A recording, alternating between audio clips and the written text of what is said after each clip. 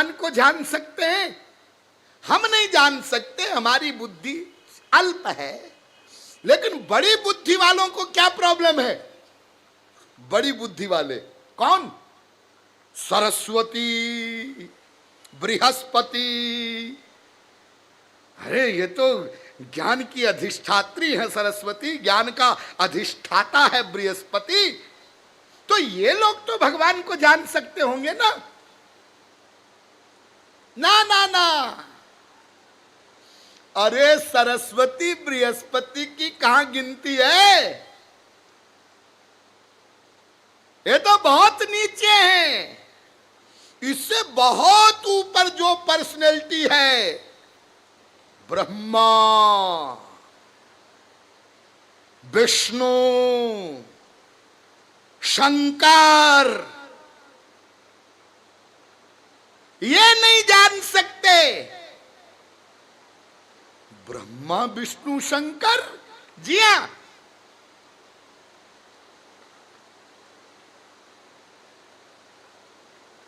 स्वयं ब्रह्मा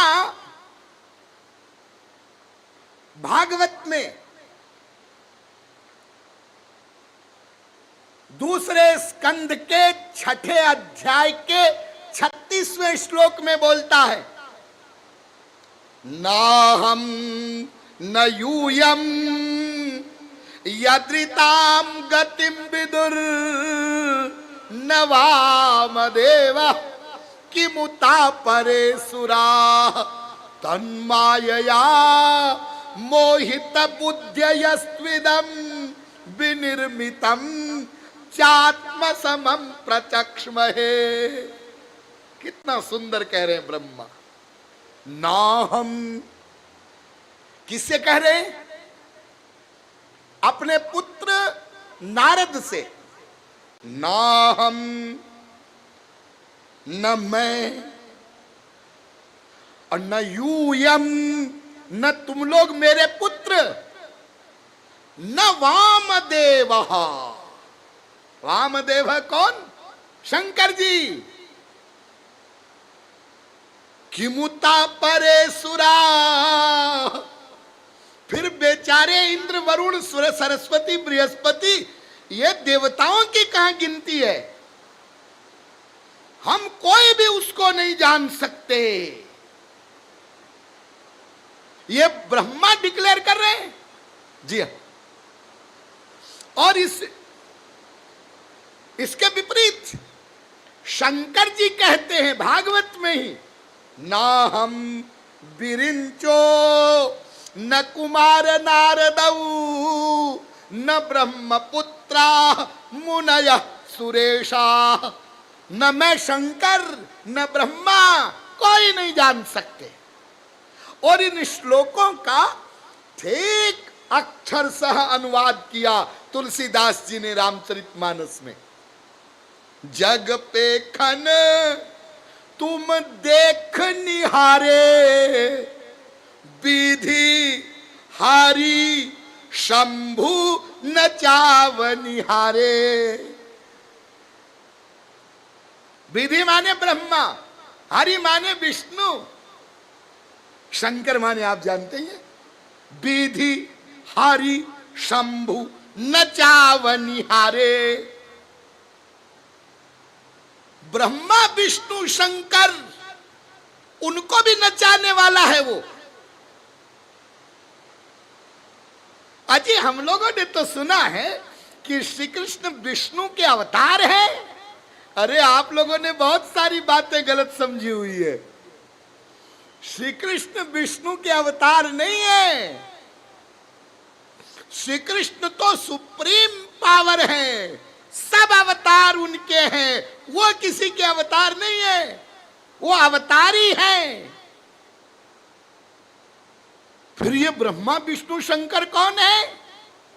ये भी भगवान ही है, भगवान ही है। हाँ, भगवान ही है, लेकिन श्री कृष्ण को नहीं जानते। हाँ, नहीं जानते। हाँ, गजब हो गया साहब, ये कैसी विचित्र बात है।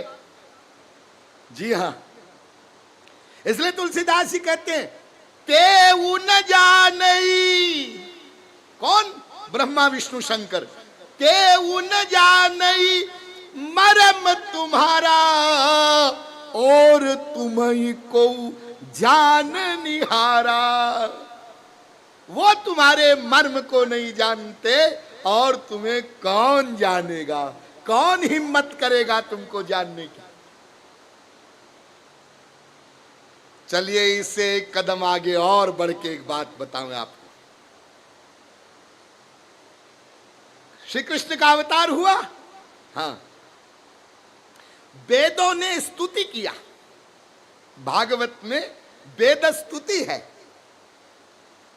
तो वेद श्री कृष्ण से कहते हैं द्युपतये एव न ययुरंत मनंत तया त्वमपि।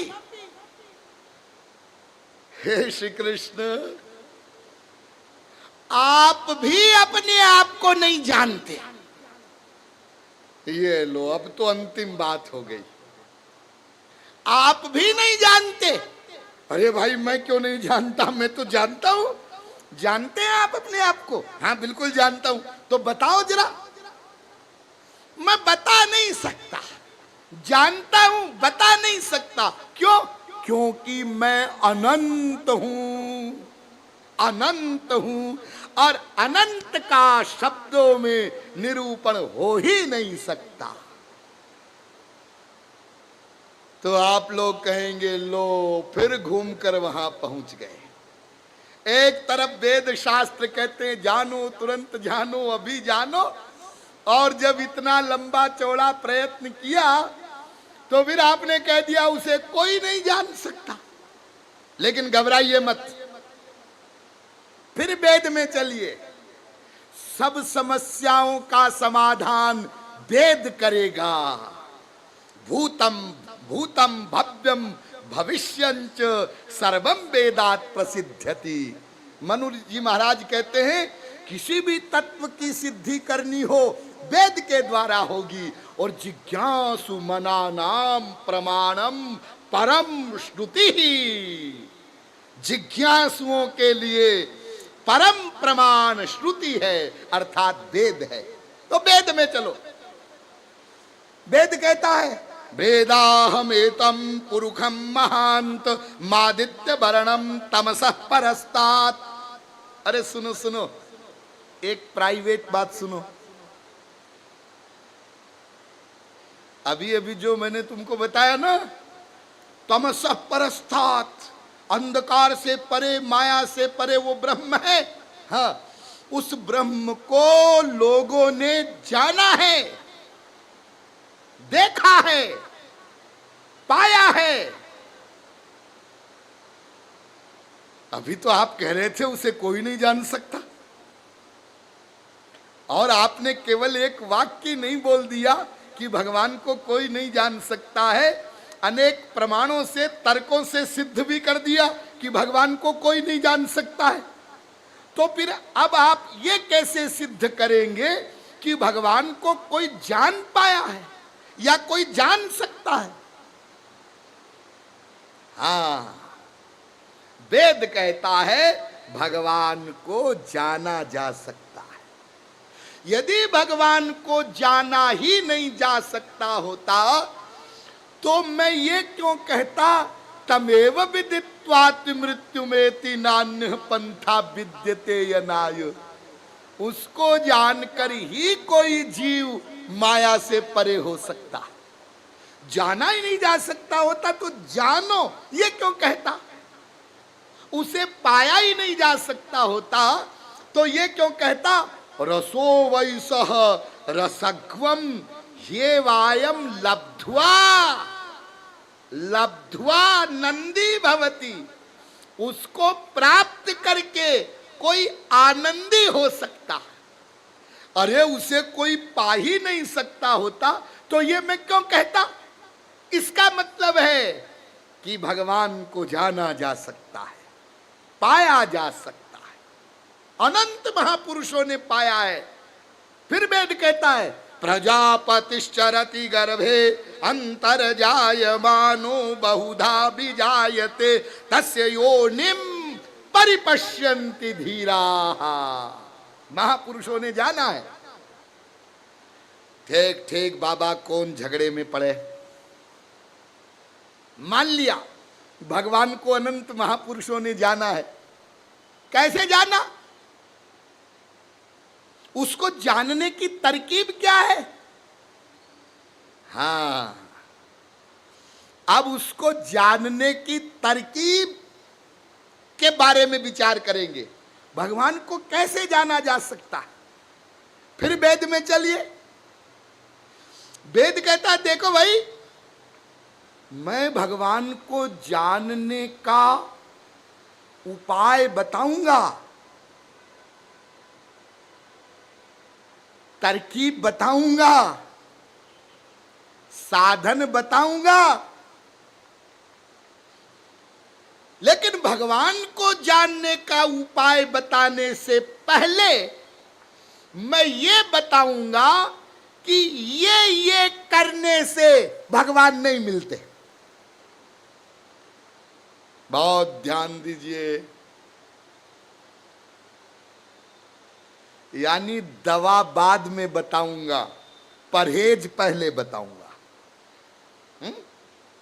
आप डॉक्टर साहब के पास जाते हैं जब बीमार हो जाते हैं, और डॉक्टर साहब आपका परीक्षण करते हैं, आपकी बीमारी को समझते हैं, तो आपको दवा बताते हैं। हाँ, लेकिन दवा के साथ साथ परहेज पहले बताते हैं।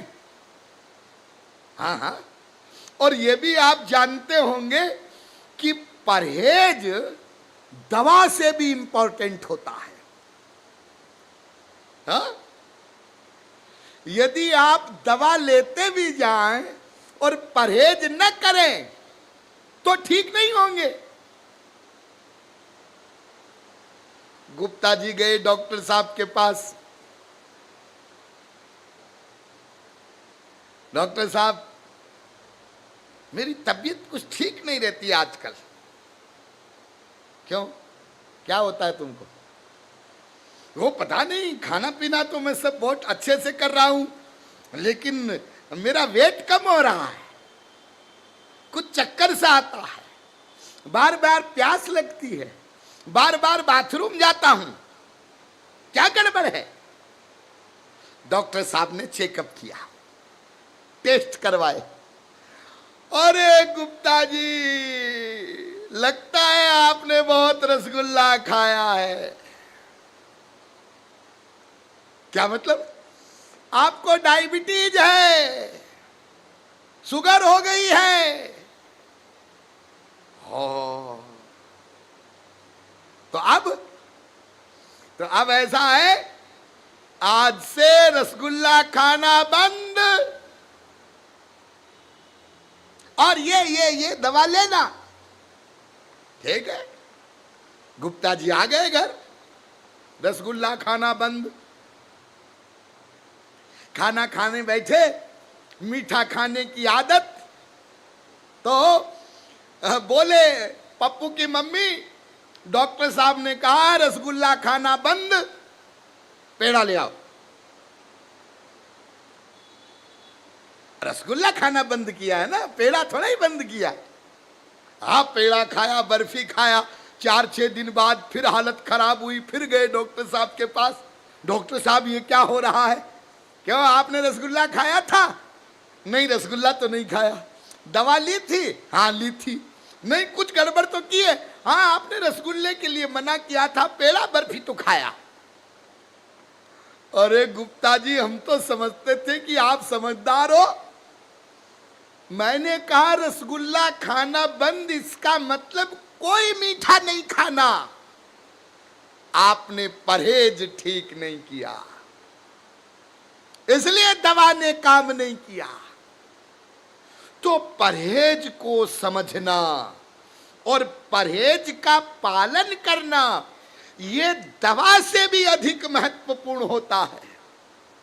तो ऐसे ही वेद कहता है कि भगवान को जानने का उपाय मैं तुम्हें बताऊंगा, लेकिन जिन जिन साधनों से भगवान को नहीं जाना जा सकता, वो तुम पहले समझ लो।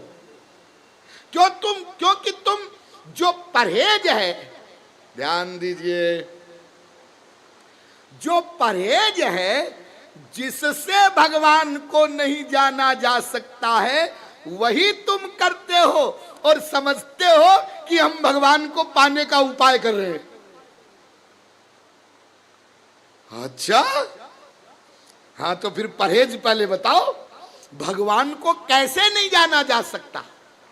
तो वेद कहता है नायम आत्मा प्रवचनेन लभ्यो न मेधया न बहुनाश्नुतेन। बहुत ध्यान से सुनिएगा। सबसे पहली बात वेद बता रहा है, भगवान को केवल प्रवचन सुनने मात्र से नहीं जाना जा सकता। फिर सुनिए एक बार, प्रवचन सुनने से भगवान को नहीं जाना जा सकता। अरे साहब, हम तो प्रवचन इसीलिए सुनने आए। आपने कल बताया था कि भगवान को जानने की तरकीब बताएंगे, और आप ये कह रहे हैं कि प्रवचन सुनने से भगवान को नहीं जाना जा सकता। हाँ, नहीं जाना जा सकता। तो फिर प्रवचन क्यों सुने? फिर प्रवचन सुनने क्यों आवे?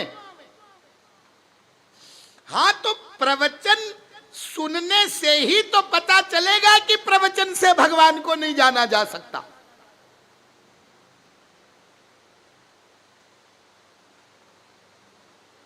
तो फिर इसका मतलब प्रवचन सुनने की कोई जरूरत नहीं है, सुनना पड़ेगा।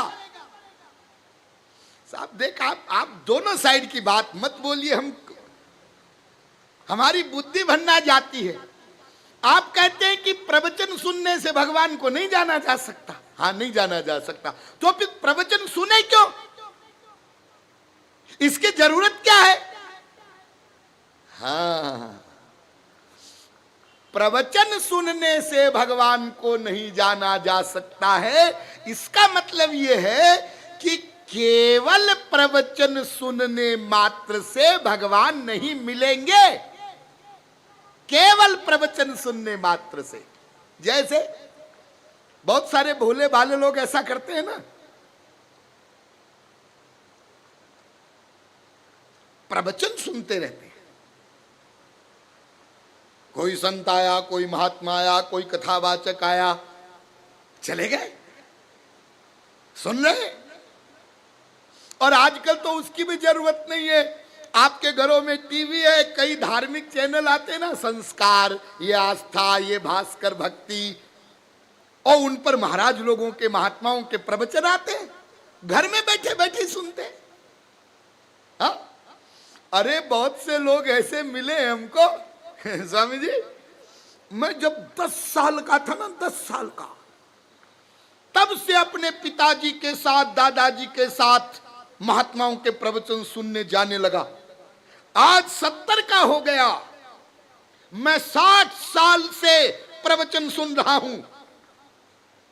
बड़े बड़े महात्माओं के मैंने प्रवचन सुने।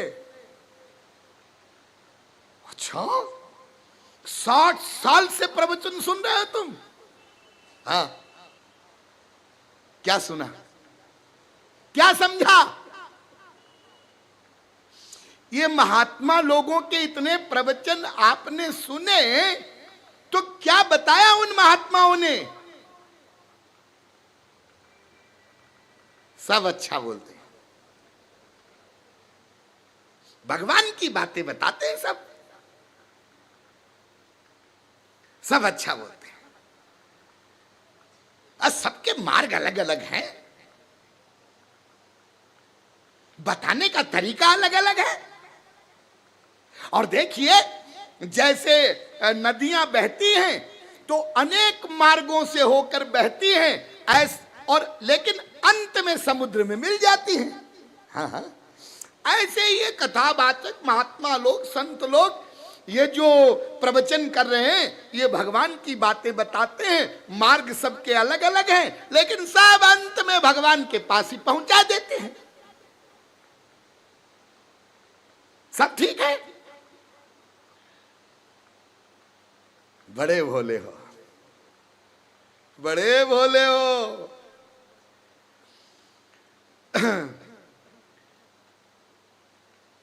ये एग्जाम्पल कि सब नदियां अलग अलग मार्गों से बहती हैं, लेकिन अंत में समुद्र में ही जाकर मिल जाती है। इसलिए अनेक प्रकार के जो मार्ग वक्ता लोग बता रहे हैं वो सब मार्ग भगवान के पास ही पहुंचा देते हैं। ये मामूली गलत बात नहीं है, ये बहुत बड़ी गलत बात है। और ये एग्जाम्पल लागू नहीं होता भगवत प्राप्ति के लिए। हम आगे चलकर आपको बताएंगे भगवत प्राप्ति का एक मार्ग है, एक मार्ग, अनेक मार्ग नहीं। अनेक मार्गों का निरूपण है और वो अनेक मार्ग अनेक लक्ष्यों तक पहुंचाते हैं, लेकिन एक मार्ग ऐसा है जो भगवान तक पहुंचाता है।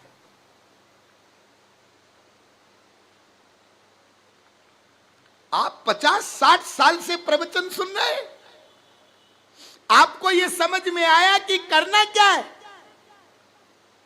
नहीं, वो तो समझ में नहीं आया। अरे तो प्रवचन इसलिए सुना जाता है ताकि हमको यह समझ में आवे कि करना क्या है, क्या करना है। इसके लिए प्रवचन सुना जाता है। यह प्रवचन सुनना यह थियरी का नॉलेज है, उसके बाद प्रैक्टिकल करना होगा। इसलिए तुम केवल थियरी थियरी थियरी सुनते रहोगे और तुम्हारी कोई निश्चयात्मिका बुद्धि नहीं होगी। तुम निष्कर्ष पर नहीं पहुंचोगे कि हमें करना क्या है, और फिर वो करोगे नहीं तो फिर प्राप्ति कैसे होगी। इसलिए वेद सावधान करता है, नायमात्मा प्रवचन निलभ्यो। केवल प्रवचन ही सुनते मत रह जाना, यह समझना कि तुमको करना क्या है। नंबर 2, न मेधया, बुद्धि से अपने बौद्धिक बल पर भगवान को जानने की चेष्टा नहीं करना। अनंत कोटि सरस्वती बृहस्पति की बुद्धि आपको कहीं से उधार मिल जाए और उससे आप भगवान की गवेषणा करो तो भी भगवान को नहीं जान सकते। और न बहुना श्रुतेन, ये तीसरा पॉइंट और इंपॉर्टेंट, एक एक शब्द पर ध्यान दीजिएगा। बार बार ईश्वरीय वाणी के श्रवण करने से भी आप भगवान को नहीं जान सकते। यहां तक कि इसी व्यासपीठ पर साक्षात भगवान आकर बैठ जाए और अपने मुखारबिंद से अपने तत्व का निरूपण करें और आप करोड़ों कल्प तक सुने तो भी भगवान को नहीं जान सकते। आप लोग कहेंगे क्यों जी, जब भगवान ही हमारे सामने आकर बैठ गए और स्वयं भगवान अपने तत्व का निरूपण कर रहे हैं तो आप जानने में क्या बाकी रह गया? आप तो सामने आ गए। ना ना, सब 0/100। अरे भगवान तो आपके भीतर भी बैठा है, बार बार मैंने आपको बताया है। आपके रोम रोम में भी व्याप्त है, हाँ, और परमाणु परमाणु में भी व्याप्त है। हाँ, आपको क्या लाभ मिल रहा है भगवान का? यदि कहो कि निर्गुण निराकार रूप वाला भगवान नहीं, सर्वव्यापक रूप वाला भगवान नहीं, अंतर्यामी रूप वाला भगवान नहीं, भगवान सगुण साकार रूप में हमको मिलते, राम रूप में, कृष्ण रूप में, तो हम विभोर हो जाते।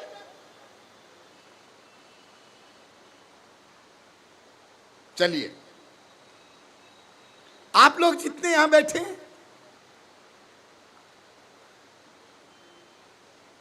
यदि विश्वास कर सको तो एक